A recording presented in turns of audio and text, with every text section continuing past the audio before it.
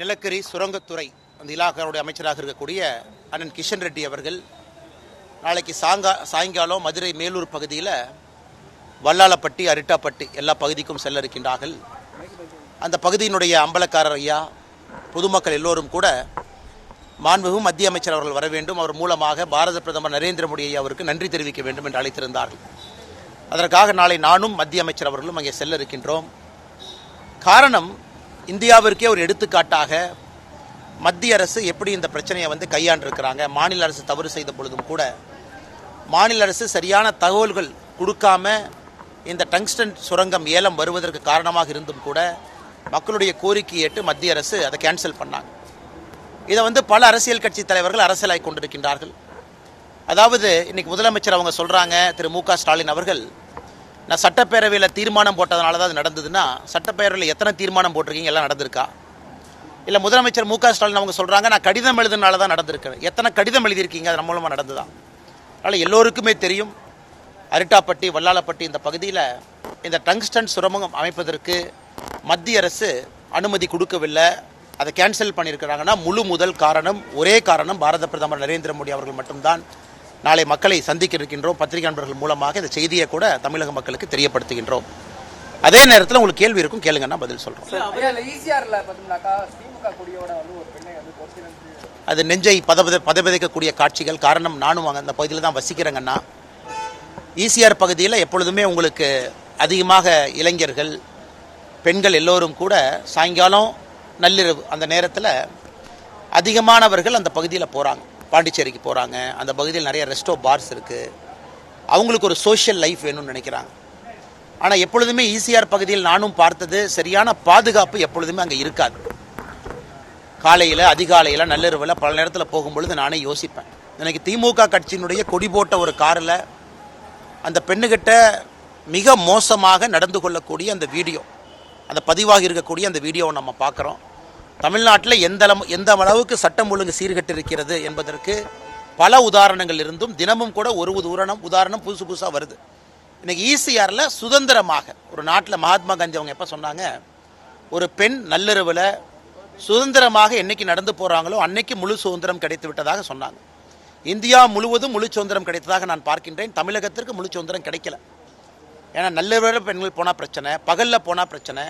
அண்ணா பல்கலைக்கழகம் வளாகத்திற்குள்ளே அங்கே படிக்கக்கூடிய பெண் 7:45 மணிக்கு சாயந்தரம் நடந்து போனால் பிரச்சனை. இது இரவு மட்டுமல்ல, பகல் மட்டுமல்ல, எல்லா நேரத்திலும் கூட தமிழகத்தில் பெண்களுக்கு பாதுகாப்பு இல்லை என்பது தினமும் ஊர்ஜிதமாக கொண்டிருக்கிறது. நேற்று ஈசிஆர் சாலையில் வந்திருப்பது மற்றும் ஒரு உதாரணம். ஆனால் உடனடியாக மாநில அரசு 2 வேலை தான் செய்யணும். ஒன்று, பெட்ரோல் வெஹிக்கிள் நிறைய வாங்கி கொடுங்க. காவல்துறை நண்பர்களுக்கு பெட்ரோல் வெஹிக்கிள் வாங்கி கொடுங்க. லைட்டு போட்ட வண்டி 1000-2000 வண்டி வாங்கி கொடுங்க, நைட்டு ரோந்து போகட்டும்.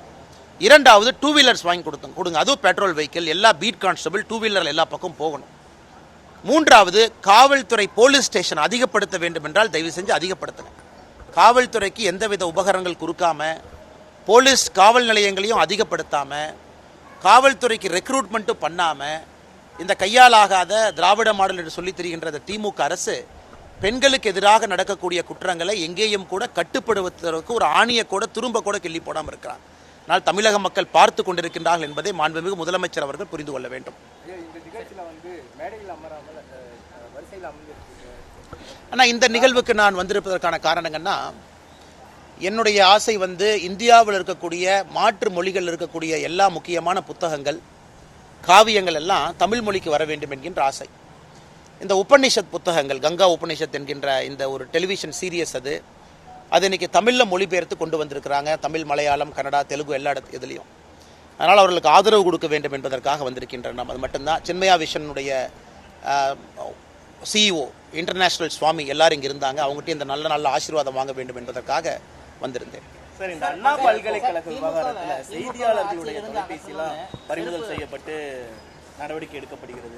இதை வன்மையாக கண்டிக்கிறேங்கன்னா, காரணம், செய்தியாளர்களுடைய தொலைபேசியை வாங்கி அதில் நான் நோண்டி அது மூலமாக இவங்க தான் லீக் பண்ணாங்க அப்படின்னு சொல்கிறதே ஒரு முட்டாள்தனமான வாதமாக நான் பார்க்கின்றேன்.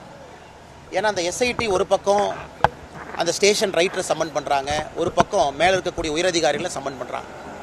ஒரு செய்தியாளர் பல விதத்தில் சோர்ஸ் வச்சுருப்பாங்க. செய்தியாளருடைய முக்கிய வேலை செய்தியை வெளியே கொண்டு வர்றது.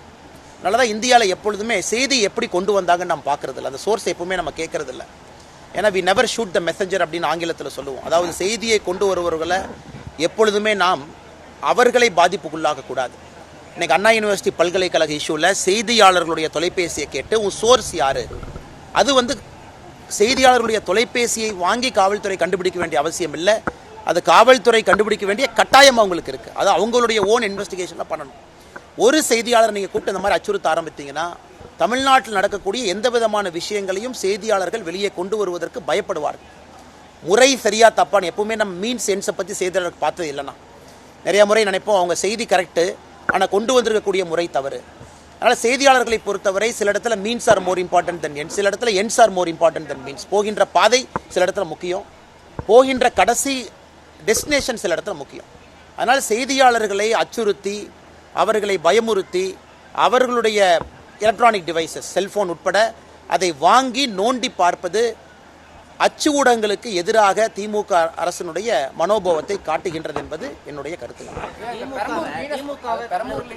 ஒரே நிமிஷம். திமுகவை தமிழகத்திலிருந்து ஆட்சியை விட்டு அகற்ற வரைக்கும் செருப்பு போட மாட்டேன்னு ஒரு சபதம் எடுத்தீங்க. இப்போ கூட செருப்பு போடாம தான் இருக்கிறீங்க. ஆனா திமுக தான் 7வது முறையா தமிழகத்தில் ஆட்சி அமைக்கும்னு சொல்றாரு முதலமைச்சர். இதை எப்படி பார்க்குறீங்க? ஆனால் முதலமைச்சர் அவர்கள் ஒரு பகர் கனவுல இருக்கிறாங்க.